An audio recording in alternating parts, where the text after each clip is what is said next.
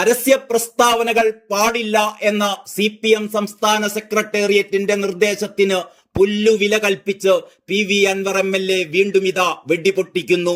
ഇന്ന് വൈകിട്ട് മാധ്യമങ്ങളെ കാണുമെന്നാണ് അൻവർ ഫേസ്ബുക്കിലൂടെ അറിയിച്ചിരിക്കുന്നത്. വിശ്വാസങ്ങൾക്കും വിധേയത്വത്തിനും താൽക്കാലികതയ്ക്കും അപ്പുറം ഓരോ മനുഷ്യനിലുമുള്ള ഒന്നാണ് ആത്മാഭിമാനം. അതിത്തിരി കൂടുതലുണ്ട്. നീതിയില്ലെങ്കിൽ നീ തീയാവുക എന്നാണല്ലോ. ഇന്ന് വൈകിട്ട് മാധ്യമങ്ങളെ കാണുന്നുണ്ട് എന്നാണ് അൻവർ ഇന്ന് രാവിലെ ഫേസ്ബുക്കിൽ കുറിച്ചിട്ടത്. മുഖ്യമന്ത്രിയുടെ പൊളിറ്റിക്കൽ സെക്രട്ടറി P ശശിക്കെതിരെ PV അൻവർ ഉന്നയിച്ച ഗുരുതര ആരോപണങ്ങളൊന്നും CPM സർക്കാരും മുഖവിലക്കെടുത്തിരുന്നില്ല. താനുമായി ഉടക്കിയ ADGP അജിത് കുമാറിനെ സംരക്ഷിക്കുന്നതിൽ പ്രകോപിതനായാണ് PV അൻവർ ശശിക്കെതിരെയും തിരിഞ്ഞിരുന്നത്.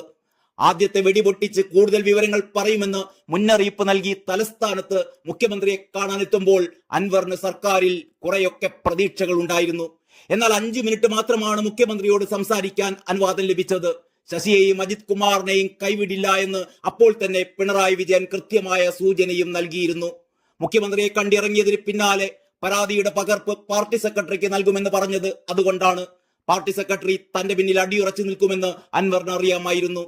പക്ഷെ ആദ്യമൊക്കെ അൻവറിനൊപ്പം നിന്നിരുന്നുവെങ്കിലും പിണറായി കണ്ണുരുട്ടിയപ്പോൾ പതിവ് പോലെ ഗോവിന്ദൻ മാഷ് പേടിച്ചു. ഇന്നലെ നടന്ന സംസ്ഥാന സെക്രട്ടേറിയറ്റിൽ ഗോവിന്ദൻ മാഷിനെ പിണറായിക്കൊപ്പം അൻവറിനെ തള്ളിപ്പറയേണ്ടിയും വന്നു. P ശശിയുടേത് മാതൃകാപരമായ പ്രവർത്തനമെന്ന് വാർത്താ സമ്മേളനം വിളിച്ച് ഒരു ഉളുപ്പുമില്ലാതെ കൊട്ടിപ്പാടിയ പിണറായി വിജയന്റെ വാക്കുകൾ ഏറെക്കുറെ അതേപോലെ MV ഗോവിന്ദനും ഇന്നലെ മാധ്യമങ്ങൾക്ക് മുമ്പിൽ ഏറ്റുപാടുകയായിരുന്നു. പിന്നാലെ അൻവർ നാവടക്കണമെന്ന മുന്നറിയിപ്പും എത്തി. ഗോവിന്ദൻ മാഷിന്റെ പണ്ടേ പിണറായിക്ക് മുമ്പിൽ കുനിയാൻ പറയുമ്പോൾ മുട്ടിലിഴഞ്ഞാണല്ലോ ശീലം. അൻവറിനെ കൊണ്ട് ഇരുട്ടടി അടിപ്പിക്കാൻ നോക്കിയതാണ്, പക്ഷേ ഒത്തില്ല. ഏതോ സിനിമയിൽ മുകേഷ് പറയുന്നുണ്ടല്ലോ, അതേപോലെ ശരിക്കും ഒത്തില്ല.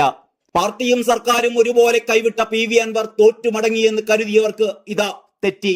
കാരണം അൻവർ പോരിനിറങ്ങിയത് തോറ്റു പിന്മാറാനല്ല, ഇരട്ടച്ചങ്കനെ പൂട്ടാൻ തന്നെയാണ്. അതിന് അൻവറിന് പിന്നിൽ ഇരട്ടച്ചങ്കന്റെ എതിർ ഗ്രൂപ്പുകാരുണ്ട്. പാർട്ടിക്ക് മുമ്പിൽ എന്ന് വെച്ചാൽ പിണറായി തമ്പുരാന് മുന്നിൽ കീഴടങ്ങാൻ മനസ്സില്ല എന്ന് പ്രഖ്യാപിച്ചുകൊണ്ടാണ് അൻവർ അരയും തലയും മുറുക്കി രംഗത്തിറങ്ങാൻ പോകുന്നത്. ആ മുന്നറിയിപ്പാണ് ഇന്നത്തെ ഫേസ്ബുക്ക് പോസ്റ്റിലൂടെ അൻവർ വ്യക്തമാക്കുന്നത്. വിധേയത്വത്തിനും താൽക്കാലികതയ്ക്കും അപ്പുറം ഓരോ മനുഷ്യനിലുമുള്ള ഒന്നാണ് ആത്മാഭിമാനം. അതിത്തിരി കൂടുതലുണ്ട് എന്ന് പറഞ്ഞു വെച്ചത് ഇതിന്റെ സൂചന തന്നെയാണ്. നീതിയില്ലെങ്കിൽ നീ തീയാവുക എന്നാണ് അൻവർ പറയുന്നത്. അതേസമയം നിയമസഭ സമ്മേളിക്കാനിരിക്കെ ഈ വിവാദം ആളിക്കത്തിക്കാൻ പ്രതിപക്ഷവും അൻവറിന് പിന്നിൽ അണിനിരക്കുന്നുണ്ട്. അൻവറിനെ തീയാക്കിയാലേ KS സുധാകരനും VD സതീശനുമൊക്കെ ആ തീയിൽ നിന്ന് വീടി കത്തിക്കാനാവൂ. ഏതായാലും സംസ്ഥാനത്തെ രാഷ്ട്രീയ അസംബന്ധ നാടകം തകർത്താടുക തന്നെയാണ്. ഇതിനിടെ എടവണ്ണ റിദാൻ ബാസിൽ കൊലക്കേസ് അട്ടിമറിക്കാൻ പോലീസ് ശ്രമിക്കുന്നുവെന്നാരോപിച്ച് പുതിയൊരു വെളിപ്പെടുത്തലുമായി PV അൻവർ കഴിഞ്ഞ ദിവസം രംഗത്ത് വന്നിരുന്നു. ഉന്നത പോലീസ് ഉദ്യോഗസ്ഥർക്ക് പങ്കുള്ള കൊലപാതകത്തിൽ നീതിപൂർവമായ അന്വേഷണം ഉണ്ടാകില്ലെന്ന് ഇന്നത്തോടെ വ്യക്തമായിട്ടുണ്ട് എന്ന് അൻവർ ഇന്നലെ രാത്രി പുറത്തുവിട്ട ഫേസ്ബുക്ക് പോസ്റ്റിൽ പറയുകയുണ്ടായി. നിലവിൽ വിചാരണ നടന്നുകൊണ്ടിരിക്കുന്ന റിദാൻ ബാസിൽ കൊലക്കേസിൽ എടവണ്ണ പോലീസ് ഇടപെട്ട് വിചാരണ നിർത്തിവെപ്പിച്ചതായി തെളിവ് സഹിതം അൻവർ പറഞ്ഞു. കൊല്ലപ്പെട്ട റിദാന്റെ കാണാതായ ഫോണുമായി ബന്ധപ്പെട്ട് ചില സുപ്രധാനമായ വിവരങ്ങൾ ലഭിച്ചിട്ടുണ്ടെന്നും അതിന്റെ അന്വേഷണത്തിനായി വിചാരണ നിർത്തിവെക്കണമെന്നും ആവശ്യപ്പെട്ടാണ് അന്വേഷണ ഉദ്യോഗസ്ഥൻ കഴിഞ്ഞ ദിവസം കോടതിയെ സമീപിച്ചത്. കോടതി അത് അനുവദിക്കുകയും ചെയ്തിട്ടുണ്ട്. ഫോൺ സംബന്ധിച്ച് ഇത്രകാലവും ലഭിക്കാതിരുന്ന ഈ വിവരം താൻ ആരോപണം ഉയർത്തിയ ശേഷം എങ്ങനെ ലഭിച്ചു എന്നത് അന്വേഷണം വിധേയമാക്കണമെന്നാണ് അൻവർ ആവശ്യപ്പെട്ടിരിക്കുന്നത്. പോലീസിന്റെ തലപ്പത്തുള്ള ചില ആരോപണ വിധേയർക്ക് കരിപ്പൂരിലെ സ്വർണ്ണ ഇടപാടുമായി ബന്ധമുണ്ടെന്ന് വ്യക്തമാക്കുന്ന തെളിവുകൾ റിദാന്റെ ഐഫോണിൽ ഉണ്ടായിരുന്നു എന്നും അദ്ദേഹം ആവർത്തിച്ചു.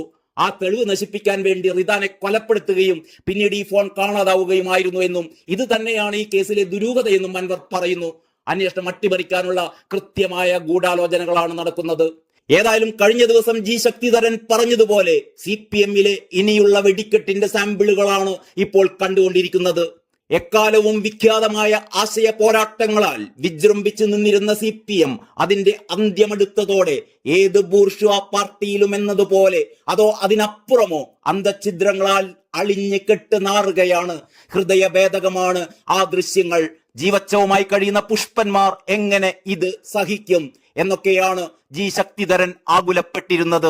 ശേഷം ഇങ്ങനെയും പറയുന്നു, ജനങ്ങൾ ഇതെങ്ങനെ സഹിക്കുന്നു? സമനില തെറ്റിയ ഇവറ്റകളുടെ നാവാണോ പിഴുതെറിയേണ്ടത്, അതോ ആസനത്തിൽ ആപ്പടിച്ചു കയറ്റുകയായിരുന്നോ കരണീയം എന്ന ധർമ്മസങ്കടത്തിലായിരുന്നു ജനം. അവരുടെ അരയിൽ നിന്ന് ഉടുതുണി ഉരിഞ്ഞ് താഴോട്ട് പോയിട്ടില്ലെന്ന് മാത്രമേയുള്ളൂ. മഹാരഥന്മാർ കേരളത്തിന് വഴികാട്ടിയ രാഷ്ട്രീയം ഇതാണോ എന്നാണ് ശക്തിധരൻ ചോദിക്കുന്നത്. ഇവറ്റകളെ അടിച്ചിറക്കി ചാണകം തളിച്ചില്ലെങ്കിൽ ഈ നാട് മുടിയും. കണ്ടാമൃഗത്തെക്കാൾ അധപ്പതിച്ച ജന്തുക്കളാണ് സിംഹാസനങ്ങളിൽ കയറി കൂടിയിരിക്കുന്നത്. തീർന്നിട്ടില്ല. ജി ശക്തിധരന്റെ കുറിപ്പ് വീണ്ടും നീളുന്നുണ്ട്. തൽക്കാലം ഇത്രമാത്രം. അൻവറിന് സിന്ദാബാദ് വിളിച്ചുകൊണ്ട് നിർത്തട്ടെ. ബാക്കി വൈകിട്ടത്തെ വെടിക്കെട്ടിന് ശേഷം. നന്ദി, നമസ്കാരം. ഒരു കാര്യം കൂടി, അൻവറിന്റെ പുതിയ ഫേസ്ബുക്ക് കുറിപ്പിന് കീഴെ 100 കണക്കിന് കമന്റുകളാണ് വന്ന് നിറയുന്നത്. അതിലൊരു കമന്റ് ഇങ്ങനെയാണ്. സജീർ കെ കളരിക്കലിന്റെ കമന്റ് ആണിത്. സജീർ ഇങ്ങനെയാണ് എഴുതുന്നത്: അൻവർ, താങ്കൾ മറ്റൊരു KT ജലീലാകുമെന്ന് കരുതിയിരുന്നു. ജലീലിനെ പോലെ ആടുജീവിതം നയിക്കാൻ താങ്കൾ തയ്യാറല്ല എന്നാണ് താങ്കളുടെ പ്രസ്താവനകൾ നൽകുന്ന സൂചന. ഒരു കരുതൽ താങ്കൾക്ക് എപ്പോഴും വേണം. 1 പിണറായിയാണ്, 2 CPM ആണ്. അവരുടെ ചതിക്കുഴികൾ നിങ്ങൾക്ക് തിരിച്ചറിയാൻ പ്രയാസമാകും. താങ്കൾ ഉയർത്തുന്ന വാദങ്ങൾ ശരിയാണ് എന്നുള്ളത് കേരള സമൂഹം തിരിച്ചറിഞ്ഞിരിക്കുന്നു. താങ്കളുടെ രാഷ്ട്രീയത്തിൽ സത്യസന്ധതയുണ്ടെങ്കിൽ കേരളീയ സമൂഹത്തിന് നഷ്ടപ്പെടാൻ പാടില്ല നിങ്ങളെപ്പോലെ ഒരു ജനപ്രതിനിധിയെ.